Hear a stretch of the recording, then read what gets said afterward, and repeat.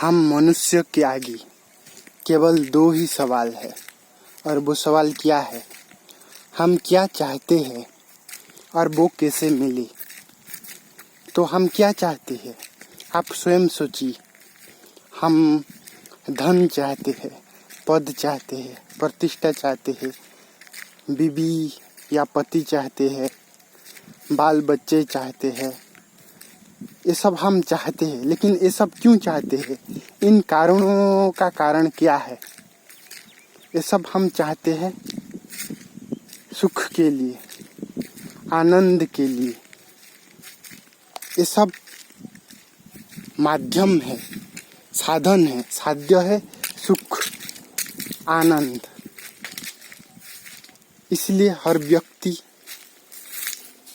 ढूंढ रहा है कुछ। मनुष्य अब जैसा है वैसे में ही तृप्त होना नहीं चाहता, वो और कुछ उसे चाहिए। इसलिए वो प्रतिक्षण प्रयत्नशील है। और एक कहा भी गया है, नहि कश्चित क्षणमपि जातु तिष्ठत्य कर्मकृत। गीता 3 अध्याय 5वें श्लोक में कृष्ण कहते हैं कि कोई भी व्यक्ति,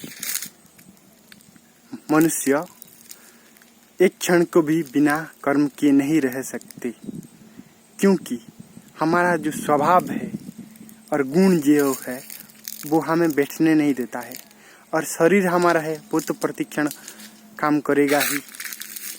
और किस लिए काम करेगा मन या शरीर? जो लक्ष्य होगा, और लक्ष्य क्या है? सुख प्राप्ति, आनंद प्राप्ति। तो आप पूछ सकते हैं क्या हमें सुख नहीं मिलता, आनंद नहीं मिलता? इस संसार में तो बहुत सुख हम भोगते हैं रोज। खाने का सुख, पीने का सुख, घूमने का सुख, दिखने का सुख, सूंघने का सुख, रस लेने का सुख, स्पर्श करने का सुख। क्या ये सब सुख नहीं है? ये सब सुख है, लेकिन भ्रांतिजनक सुख है, जिसे हम अंग्रेजी में प्लेजर कह सकते हैं। ये इंद्रिय और विषय जितने दूर तक संबंध में है सुख मिलता है, और जब संबंध टूट गया तो सुख भी टूट जाता है। मान लीजिए आप भोजन कर रहे हैं, आपका स्वादिष्ट व्यंजन है, जब तक वो व्यंजन आपके जीवा में लगा रहेगा तब तक आपको स्वाद मिलेगा, और जब वो दूर हो जाएगा तब जैसे कि वैसे वो सुख सदा नहीं मिल रहा है। ऐसे ही सब 5 ज्ञानेंद्रियों के लिए है। वो आँख है या नाक है या रसना है या त्वचा है या कान है, इसका 5 विषय है, शब्द स्पर्श रूप रस गंध। तो इसमें इंद्रिय और विषय में एक तादात्म्य है जिससे हम सुख मिलता है, और इसके पीछे हम सब लोग पागल है, भाग रहे हैं संसार में, सुख ढूंढ रहे हैं। लेकिन जो असली सुख है वो नहीं है कहीं पे भी। असली सुख क्या है? छांदोग्य उपनिषद बताता है असली सुख क्या है।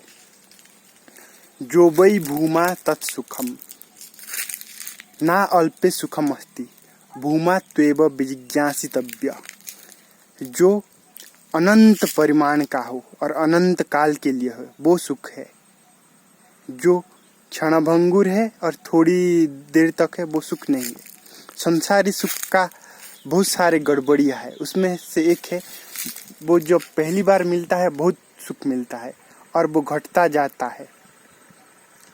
मान लीजिए आप अपना प्रेमी या प्रेयसी से मिले, बहुत दिन से नहीं मिले, तो बहुत मजा आया। एक बार आलिंगन की, फिर 2 बार आलिंगन के कम गया, 3 बार आलिंगन के और वो सुख कम गया, और चौथा बार कहते हैं चलो फिर कभी मिलते हैं, तो सुख मिल ही रहा था तो आलिंगन करके रहते सदा के लिए, क्यों छोड़ दिया? तो ऐसा ही है गड़बड़ी संसारिक सुख में।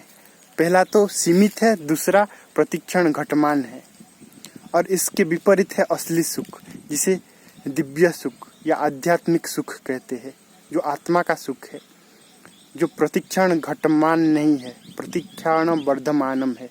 वो सुख है प्रेम के सुख, ध्यान के सुख, भक्ति के सुख, आनंद के सुख। वो हम ढूंढ रहे हैं, क्योंकि हम केवल शरीर नहीं है, हम शरीर में हैं, हम शरीर ही है, हम देह में है, हम देही है। लेकिन हम इससे भी आगे कुछ है। हम मन में है, लेकिन मन नहीं है। हम मन का उपयोग करते हैं, हम बुद्धि से निर्णय करते हैं, लेकिन बुद्धि नहीं। इस सब से पार हम कुछ तत्व है, जिसे चैतन्य तत्व बोला जाता है, आत्मा भी बोला जाता है। वो हम है, और वो आत्मा परमात्मा का अंश है, और परमात्मा आनंद स्वरूप है। रस वैश्व रसद्दम लोभाय हृदा नंदी भवती। वो रस रूप है, उसे पाकर ही हम रसयुक्त हो सकते हैं, और कोई रास्ता नहीं है। नान्य पंथा विद्यते अयनयः, और कोई रास्ता नहीं है। इसलिए हमें शरणागत हो जाना चाहिए उस आनंद के लिए। किसी श्रोत्रिय ब्रह्मनिष्ठ महापुरुष, जिसे गुरु कहते हैं, उसके पास जाकर उसको मन बुद्धि का शरणगति करके, उसके द्वारा बताए हुए साधना रूप ध्यान करके मन को बिल्कुल शुद्धि करने से वो आनंद गुरु और हरि कृपा से मिलेगा। और वरना इस सांसारिक सुख ही ढूंढते रहेंगे तो ढूंढते रहिए। अब तक 10 साल 20 साल 30 साल 40 साल 50 साल हो गया, नहीं मिला, आगे भी ढूंढते रहिए। भले ही